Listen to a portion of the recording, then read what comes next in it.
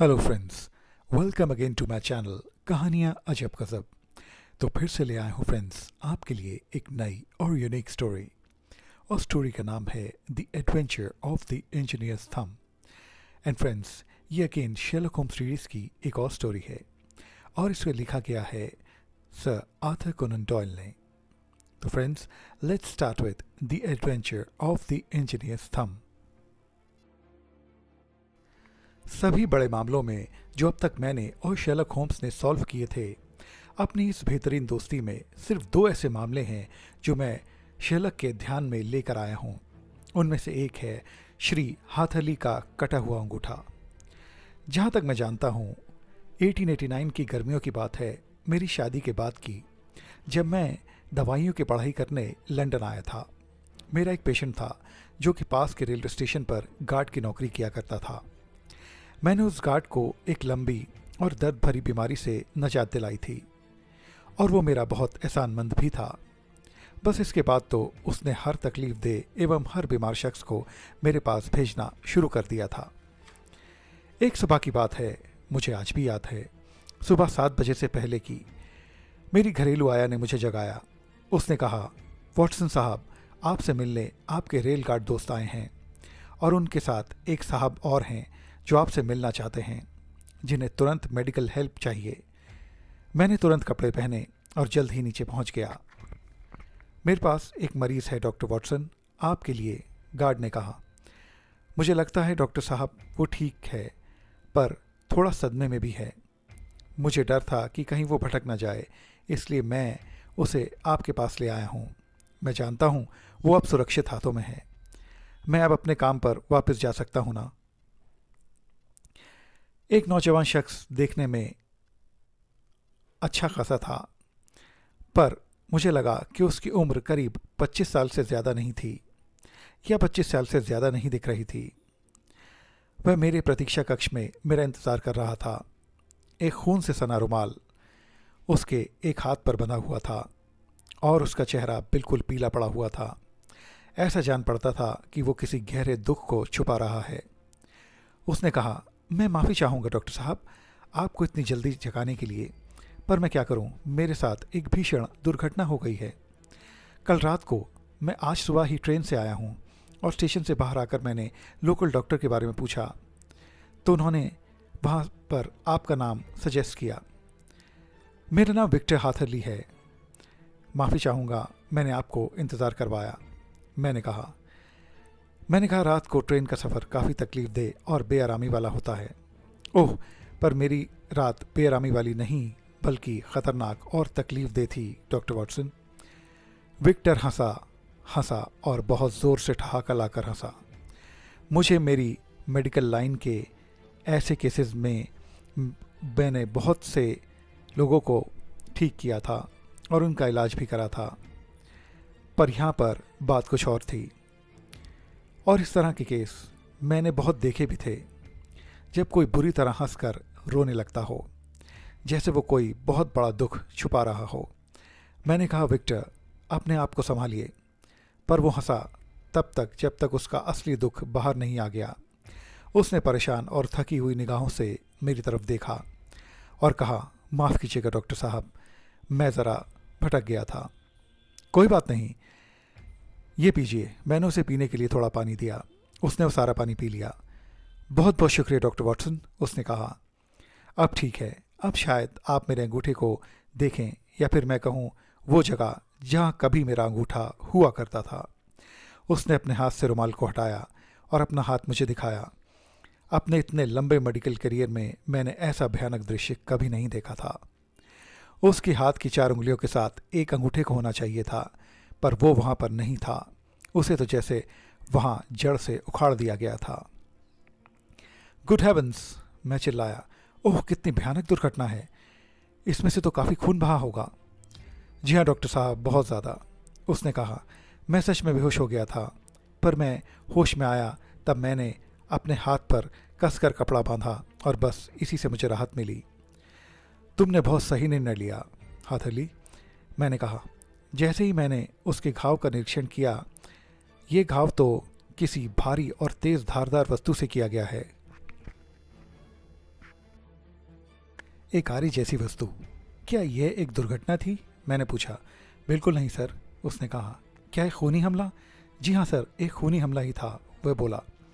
मैंने उसके घाव को साफ कर दवाई लगाई और उसके घाव पर बैंडेज बांध दी। ओह, अब ये बहुत ठीक है, मुझे अब काफ़ी आराम है, उसने कहा। अब मैं अपनी कहानी पुलिस को बता पाऊंगा। ये कहानी बहुत अजीब है और अगर ये घाव इतना गहरा नहीं होता तो शायद पुलिस मेरा विश्वास भी नहीं करती। मैं उन लोगों पर इल्ज़ाम नहीं लगा सकता था। मेरे पास कोई सबूत नहीं है और कोई रास्ता नहीं जिससे मैं असली कातिल तक पहुंच सकूं। मेरी एक बात सुनो, डॉक्टर वॉटसन बोले। अगर तुम्हारी समस्या ज़्यादा है और तुम उसका तुरंत समाधान चाहते हो तो तुरंत मास्टर डिटेक्टिव शर्लक होम्स से मिलो। हाँ हाँ हाँ, मैंने भी उनका नाम सुना है। मुझे सच में डॉक्टर वॉटसन बेहद खुशी होगी अगर वो मेरा केस लेंगे। आप मुझे उनसे मिलवा सकते हैं? हाँ ज़रूर, क्यों नहीं, डॉक्टर वॉटसन बोले। मैं अभी घोड़ा गाड़ी बुलवाता हूँ और हम होम्स के पास जल्दी से चलते हैं। जब हम घोड़ा गाड़ी से बेकर स्ट्रीट पहुँचे, बस होम्स नाश्ता करने ही वाला था और कहने लगा कि हम भी उसके साथ नाश्ता करें। उसके बाद उसने मेरे पेशेंट हाथरली को सोफे पर बिठाया और उसे आराम से बैठ जाने को कहा। अब बोलो क्या हुआ तुम्हारे साथ, ज़रा खुलासा करके बताना। जी सर, मैं बिल्कुल आपको सारी बात खुलासा करके बताता हूँ। मैं एक हाइड्रोलिक इंजीनियर हूँ, हाथरली बोला, और एक बहुत काबिल इंजीनियर भी। 2 साल पहले मैंने अपनी एक इंजीनियरिंग फर्म छोड़ दी जहाँ पर मैंने काम सीखा और फिर अपने व्यापार में लग गया। और काम मिलना भी फिर होम सर आसान नहीं था। किसी भी नए क्लाइंट को अपनी तरफ खींचना एक मुश्किल काम होता है। मेरा ऑफिस तीसरे फ्लोर पर था और वहाँ पर किसी भी क्लाइंट को ला पाना एक मुश्किल काम था। हर रोज़ लगभग सुबह 9 से शाम को 4 बजे तक हर रोज़ मैं बस यही सोचता कि कोई क्लाइंट मेरे पास आए और मुझे कोई काम के लिए बुक करे। मेरे पास बस 4 तरह के अलग अलग काम आए और वो भी 2 सालों में। मगर कल एक सभ्य सा दिखने वाला व्यक्ति मेरे ऑफिस में आया। उसने अपना बिजनेस कार्ड मुझे दिया। उनका नाम था कर्नल लाइसेंडर स्टार्क। वो सामान्य कद से ऊंचा था, सर पर बाल कम थे और काफ़ी पतला। मैंने इतना पतला शख्स अपनी ज़िंदगी में कभी नहीं देखा था। उसका चेहरा चारों ओर से पतला था, काफ़ी पिचके हुए गाल, उसमें से हड्डियाँ उभरी हुई थीं। उसका ड्रेसअप अच्छा था, काफ़ी साफ सुथरा। वह शायद 40 के आसपास होगा। उसका बोलने का तरीका थोड़ा जर्मन एक्सेंट में था। मिस्टर हाथरली, उसने कहा, मैं आप जैसे एक हाइड्रोलिक इंजीनियर की सर्विसेज चाहता हूँ और मैंने आपकी काफ़ी तारीफ भी सुनी है। आपकी काम की काबिलियत तो है ही, मगर एक चीज़ है जो आपके अंदर बहुत ख़ास है कि आप राज को राज रखने की कला भी जानते हैं। मगर मैं एक बात और जानता हूँ कि आप राज को राज रखने की कला में माहिर भी हैं। मैं इस शख्स से काफ़ी इम्प्रेस हो चुका था। मैंने पूछा, किसने आपको मेरा नाम सजेस्ट किया? उसने इस सवाल को इग्नोर कर दिया। उसने मुझे यह तक बताया कि मैं एक अनाथ हूँ, कुंवारा हूँ और लंदन में अकेला रहता हूँ। ये सब बिल्कुल सच था जो उसने मुझसे कहा, मगर इन बातों से मेरे काम का क्या लेना देना? मैंने उससे कहा। उसने कहा, हाँ ये तो है, पर मैं आपको हायर करना चाहता हूँ, यानी आपके समय में से मैं थोड़ा सा समय ख़रीदना चाहता हूँ जिसमें मैं आपकी सर्विसेज का इस्तेमाल कर सकूं। पर आप समझ लें, पहले ही इस काम को मुझे पूरी तरह से गुप्त रखना है, बिल्कुल गुप्त। एक आदमी जो कि अकेला रहता है, उसके लिए किसी भी बात को गुप्त रखना मुश्किल नहीं होता है। और इस तरीके से तो आप मेरे इस काम को गुप्त रख ही सकते हैं, मैं ये बात समझता हूँ। जी हाँ, बिल्कुल। अगर मैं आपसे इस काम की को गुप्त रखने का वादा कर रहा हूँ तो समझ लीजिए कि रखूँगा, मिस्टर स्टार्क। वह मुझे अजीब नज़रों से एक तरह से देखता रहा, फिर बोला, क्या बिल्कुल पक्का तुम किसी से नहीं कहोगे? वादा रहा? मैंने कहा, जी हाँ श्रीमान, आप मुझ पर आँख मूंद कर भरोसा कर सकते हैं। और सुनो, तुम बिल्कुल खामोश रहोगे काम करने से पहले और काम करने के दौरान, और यहाँ तक के बाद में भी।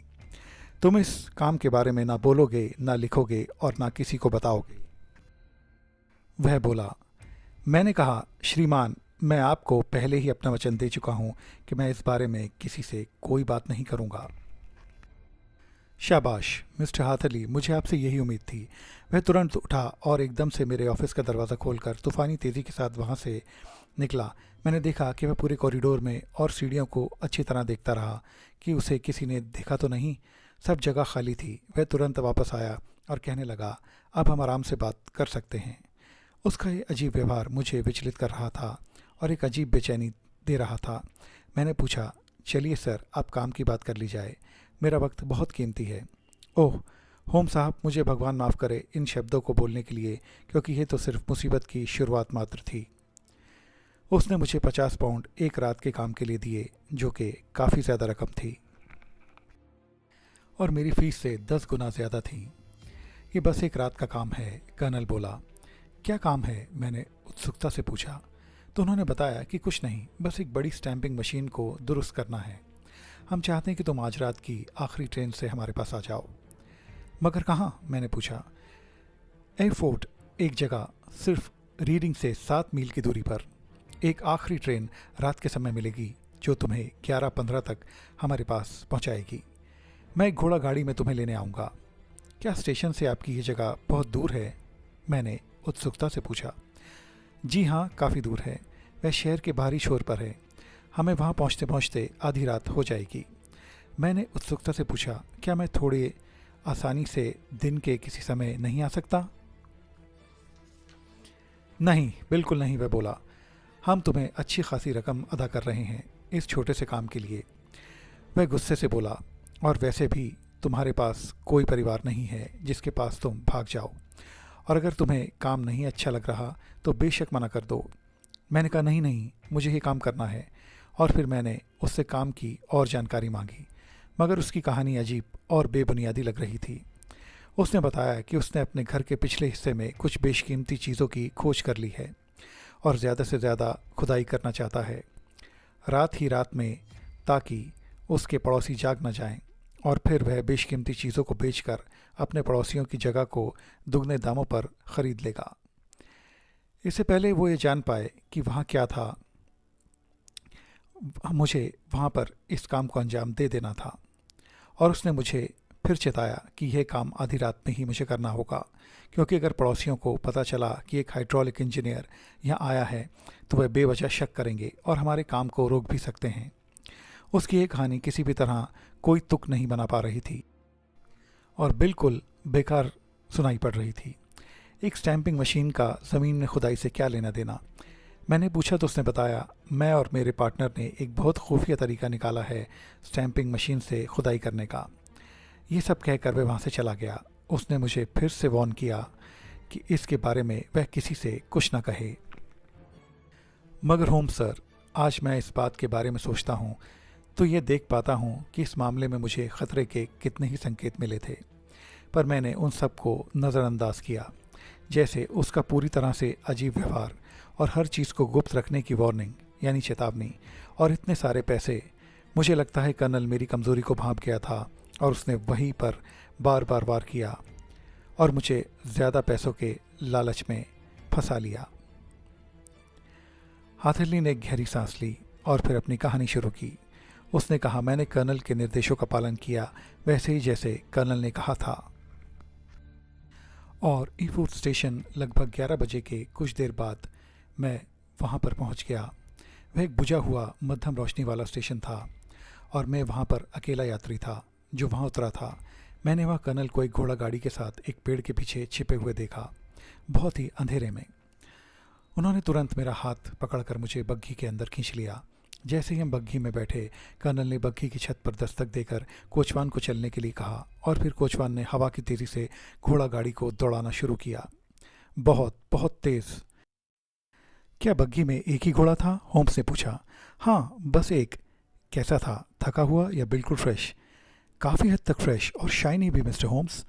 ओह थैंक्स, प्लीज़ अपनी कहानी जारी रखो। हम 1 घंटे तक लगातार चलते रहे। कर्नल ने कहा था ये 7 मील लंबा रास्ता होगा, पर मुझे करीब करीब वह रास्ता 12 मील लंबा लगा। कर्नल ने एक शब्द ही नहीं कहा, पर जब जब मैं कर्नल की तरफ देखता तो वह बहुत उत्सुकता से मेरी ओर देख रहा होता था। उस बग्घी की खिड़कियों के शीशे भाप से ढक गए थे और मैं बाहर कुछ भी नहीं देख पा रहा था। हम बहुत ख़राब रास्तों से गुजरे, गड्ढों और टेढ़े मेढ़े मिट्टी वाली सड़कों से। बस उसके कुछ ही देर बाद हम एक समतल सड़क पर आ गए और बग्घी अचानक रुक गई।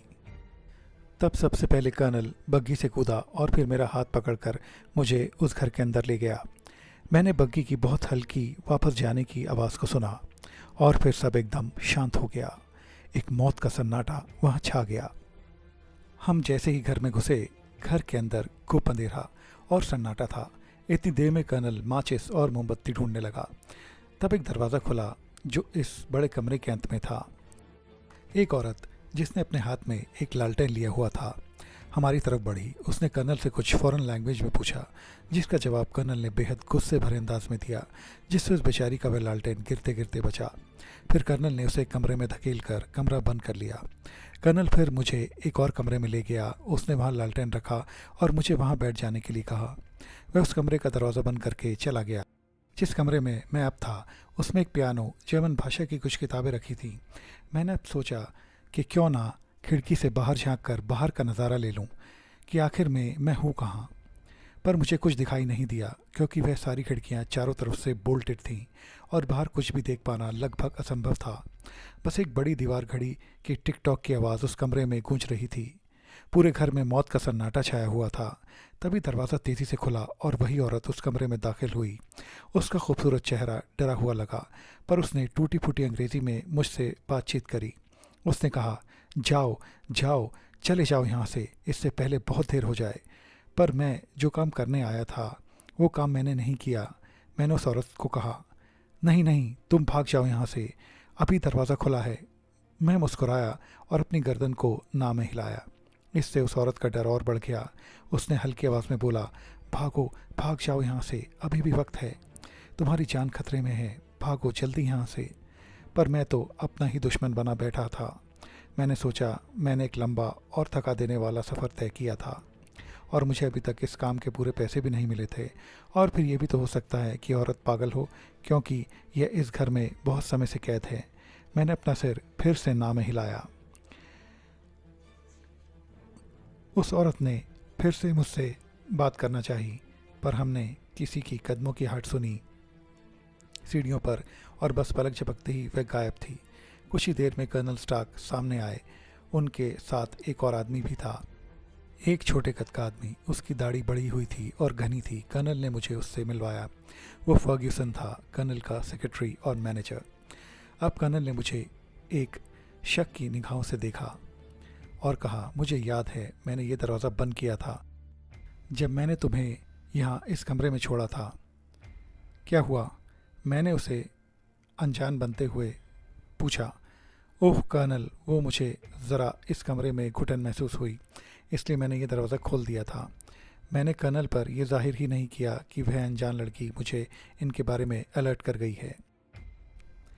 कर्नल ने मुझे फिर शक की निगाहों से देखा, पर आखिर में मुझसे उसने ये कहा, आओ मैं तुम्हें मशीन दिखा दूं जिसे तुमने ठीक करना है। मैंने अपना हैट उठाना चाहा, पर कर्नल ने कहा, वहीं पर छोड़ दो, मशीन ऊपर वाले कमरे में है। उसने कहा। मैं हैरान था कि एक माइनिंग मशीन किसी के भी घर के अंदर आज तक नहीं देखी। वह दोनों मुझे ऊपर वाले कमरे में ले गए। वह एक 4 कोनों वाला छोटा कमरा था, इतना छोटा कि कर्नल को बाहर ही रुकना पड़ा। अब हम लोग एक हाइड्रोलिक प्रेस के अंदर थे। कर्नल ने कहा, यह छत जो तुम्हें दिख रही है छत नहीं, बल्कि एक बहुत बड़ी मेटल प्लेट है। ये मेटल की छत बेहद ताकतवर फोर्स के साथ, जो कि कई टन की होती है, उसके साथ नीचे की तरफ आती है। अब यह मशीन काम नहीं कर रही है। क्या तुम प्रॉब्लम ढूंढकर इसे ठीक कर सकते हो? मैंने अब मशीन को अच्छी तरह देखकर समस्या ढूंढ ली। उसे ठीक करना मुश्किल नहीं था और मैंने उन्हें बताया कि यह मुश्किल काम नहीं है, ये हो जाएगा। पर मेरी बुरी किस्मत ने मेरा पीछा नहीं छोड़ा। मुझे उस मशीन पर थोड़ा शक हुआ कि वो किस चीज़ के लिए वहाँ इंस्टॉल करी गई है। इसके उलट मशीन पर ज़रा भी मिट्टी नहीं थी। तभी मेरे लैंप की रोशनी एक चीज़ पर पड़ी। वह चांदी के कुछ टुकड़े पड़े थे। जैसे ही मेरी नज़र उन पर पड़ी, कर्नल तुरंत चिल्लाया, क्या कर रहे हो तुम वहाँ? हटो वहाँ से। मुझे अब बेहद गुस्सा आ रहा था कि मुझसे चालाकी की गई है और मुझे फंसाया गया है। मैंने तुरंत कर्नल से गुस्से भरे अंदाज में पूछा, कृपया करके मुझे ये बताएं, इस मशीन का उपयोग आप किस काम के लिए करेंगे, तो मुझे इसे ठीक करना आसान रहेगा। इस बात पर कर्नल गुस्से में आग बबूला हो गया और कहने लगा, मैं तुम्हें अच्छी तरह बताता हूँ कि ये मशीन कैसे काम करती है और हमारा काम यहाँ क्या है। इतना कहते ही कर्नल ने दरवाज़ा बाहर से लॉक किया और चला गया।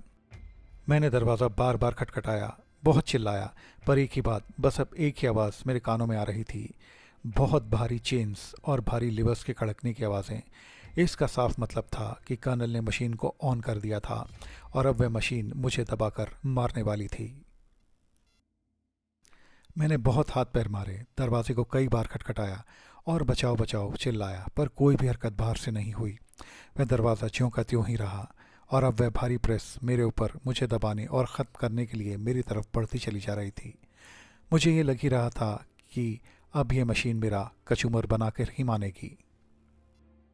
बस तभी मुझे दो दीवारों के बीच एक मध्यम रोशनी दिखाई दी। मैंने ज़ोर से धक्का दिया और वह दरवाज़ा खुल गया और मैं उस प्रेसिंग मशीन के बाहर था और वह प्रेसिंग मशीन अब उस लोहे के फर्श को छू चुकी थी और मेरी जान अब बच गई थी। मैं बस अपनी सांसों को थाम ही रहा था कि वह सुंदर औरत मेरे सामने फिर आ गई और उसने कहा, चलो जल्दी करो, यहाँ से निकलो। अगर उन्हें पता लग गया कि तुम यहाँ नहीं हो तो वह तुम्हें फिर से ढूंढने लगेंगे। वह मुझे एक खिड़की के पास ले गई। उसने कहा, यहाँ से कूद जाओ, अगर उन्होंने तुम्हें पकड़ लिया तो मार डालेंगे। मैंने जैसे इस खिड़की से भागने की कोशिश की, मैंने कर्नल को अपनी तरफ बढ़ते हुए देखा। उसकी शक्ल पर भीषण गुस्सा था। उस सुंदर औरत ने कर्नल को रोकने की कोशिश की और कहा, रुको फ्रिट्ज, रुको, बस अब और कत्ल नहीं। वो व्यक्ति आखिरी था जिसे तुमने मार डाला, बस अब और कत्लेआम नहीं। पर मुझे ऐसा लगा कि यह एक कायरपूर्ण हरकत होती कि मैं खुद खिड़की से कूदकर भाग जाऊं और इस बेचारी औरत को कर्नल के हाथों मरने दूं, क्योंकि आखिरकार उस औरत ने मेरी बहुत मदद की थी और उसकी वजह से मेरी जान बची थी। तुम हमें बर्बाद कर दोगी एलिसे, उसने हम सबको देख लिया है, कर्नल चिल्लाया और उसे धक्का देकर मेरी तरफ खिड़की की तरफ बढ़ा एक भारी हथियार के साथ। मुझे एक अजीब दर्द हुआ, मेरा हाथ छूटा और मैं गार्डन में गिर गया। मैं ज़्यादा दूर नहीं गया था। मुझे अब डर था कि मैं कहीं बेहोश ना हो जाऊं। तभी मैंने देखा कि मेरा एक हाथ का अंगूठा गायब है। तो फ्रेंड्स, अब आप सबको पता चल गया होगा कि इस कहानी का शीर्षक adventures of the engineers thumb क्यों है। Adventures of the engineers thumb. अब आगे मैंने अब ये देखा कि मेरा अंगूठा गायब है, तो मैंने अपना रुमाल निकालकर अंगूठे वाली जगह पर कसकर बांध दिया। इसके साथ ही मुझे एक बजिंग साउंड मेरे कानों में आया और तुरंत ही मैं बेहोश हो गया। पर मुझे याद है, जब मैं खिड़की से गिरा तब बिल्कुल काली अंधेरी रात थी। मगर जब मैं सुबह उठा तो सब कुछ चमकदार और साफ दिखाई दिया। पर मुझे याद है, जब मैं ऊपर से नीचे गिरा तो मैं झाड़ियों में एक बाग एवं एक घर के सामने था। पर अब मेरी हैरानी के लिए मैं स्टेशन के पास एक चलते फिरते रोड पर पड़ा था, यानी कि मैं 10 से 12 मील चल गया था और मुझे पता भी नहीं लगा। मैं जैसे तैसे लड़खड़ाता हुआ स्टेशन पहुंचा।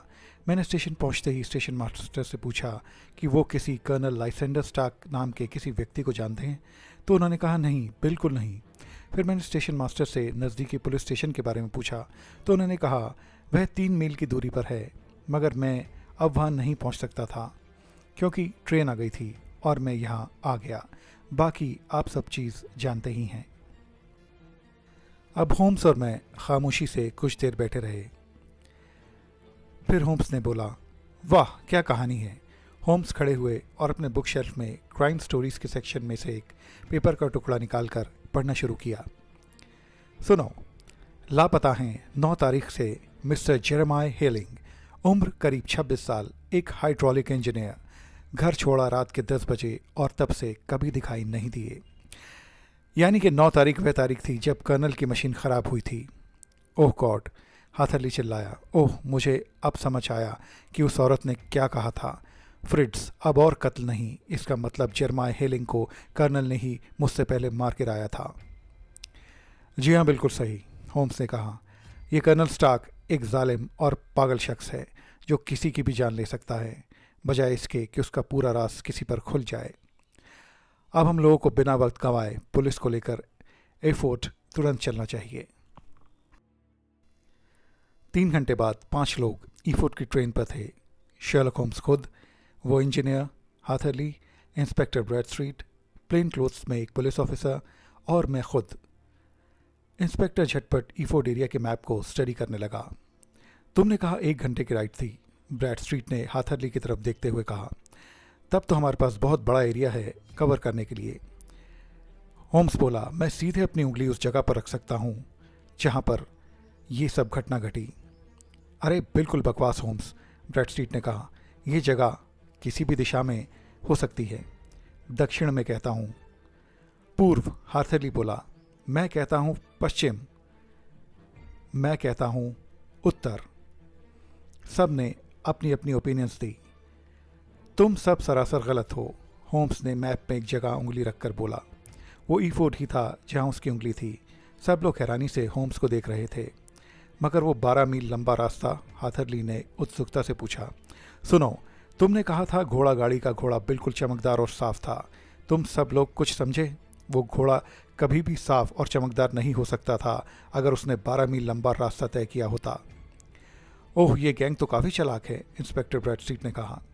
हाँ, होम्स बोला, ये तो साफ है कि ये गैंग उस प्रेसिंग मशीन से मेटल्स को दबाकर कॉइन्स यानी नकली कॉइन्स, एक तरह के काउंटरफिटर्स बनाना चाहते थे।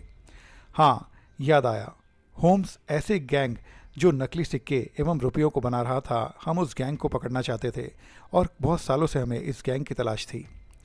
पर अब हम उनको रंगे हाथों पकड़ सकते हैं, इंस्पेक्टर बोला। जैसे ही हमारी ट्रेन ईफोर्ड स्टेशन पहुंची, हमने एक बड़ा धुएं का बादल देखा। वो पास के पेड़ों के पीछे से निकल रहा था। मुझे लगता है घर में आग लगी है। शायद। हाँ, स्टेशन मास्टर ने कहा। मुझे लगता है ये आग रात में लग गई होगी, पर जब तक कोई कुछ देख पाता आग बहुत बढ़ गई। ये घर किसका है? जी, ये घर डॉक्टर बेचर का। क्या वो जर्मन है? हाथरली ने पूछा। पतले से लंबी पतली नाक वाले? नहीं नहीं, बिल्कुल नहीं, स्टेशन मास्टर ने कहा, जोर से हंसते हुए। बिल्कुल इसका उलट, वह छोटे और गोल मटोल शख्स हैं। पर हाँ, उनका एक दोस्त भी है जो शायद वैसा ही है जैसे आप कह रही हैं। हम लोग जलते घर की तरफ भागे। आग चारों ओर फैल चुकी थी और फायर फाइटर्स आग बुझाने में लगे थे, पर कोई फ़ायदा नहीं हो पा रहा था। अरे ये तो वही जगह है जहाँ से मैं गिरा था, वही गार्डन, झाड़ियाँ और वही खिड़की। वेल मिस्टर हाथरली, तुम्हारा कुछ बदला तो पूरा हो ही गया। उनकी वह जानलेवा और ईविल मशीन वाले व्यापार का अंत हो गया। सुनो, ये आग तुम्हारे उस लालटेन से लगी होगी जो उस रात प्रेसिंग मशीन वाले कमरे में रह गई थी। तुम वहाँ से भागे थे। जब वह मशीन तुम्हें दबाने के लिए नीचे आई, तब उसने उस लैंप को तोड़ दिया और चकनाचूर कर दिया और उससे आग लग गई। क्योंकि दीवारें लकड़ी की थीं, इसलिए जल्द ही आग पकड़ ली। पर उन लोगों ने यह चीज़ नहीं देखी, क्योंकि वह लोग तुम्हें पकड़ने की ही फिराक में लगे रहे। जब वह हार कर वापस आए होंगे, तब तक बहुत देर हो चुकी थी और आग ने अपना काम कर दिया था। होम्स बिल्कुल सही था, हमेशा की तरह। हाथरली बोला, ओह, एक बुरा व्यापार था ये। यह सब, मैंने अपना बेशकीमती अंगूठा खोया और 50 पाउंड्स की फ़ीस भी। और मुझे मिला क्या? एक्सपीरियंस। एक्सपीरियंस मिस्टर हाथरली, आपको एक्सपीरियंस मिला है, होम्स ने कहा। और अब तुम्हारी बाकी ज़िंदगी में तुम्हारे पास एक रोचक कहानी है सबको सुनाने के लिए।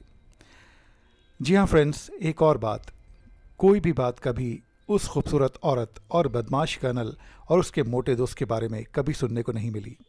होम्स भी अपने पूरे एक्सपीरियंस और काबिलियत के साथ भी उनका छोटे से छोटा सुराग भी कभी नहीं ढूंढ पाया। एक ऐसा केस जो होम्स भी कभी सॉल्व नहीं कर पाया था। तो फ्रेंड्स, ये थी story the adventure of the engineers thumb. ये स्टोरी आपको कैसी लगी, प्लीज़ कमेंट करके ज़रूर बताएं। मेरे चैनल को लाइक, शेयर और सब्सक्राइब ज़रूर करें और बेल आइकन प्रेस करना भी ना भूलें। मेरे और भी इंटरेस्टिंग वीडियोस के लिंक डिस्क्रिप्शन में दिए गए हैं, उनको भी अपने फ्रेंड्स और फैमिली के साथ ज़रूर एंजॉय करें। मेरे चैनल पर बने रहने का आप सब लोगों का बहुत बहुत शुक्रिया। तो मिलते हैं फ्रेंड्स आपसे मेरी नेक्स्ट और इंटरेस्टिंग स्टोरी में। तब तक के लिए बाय बाय।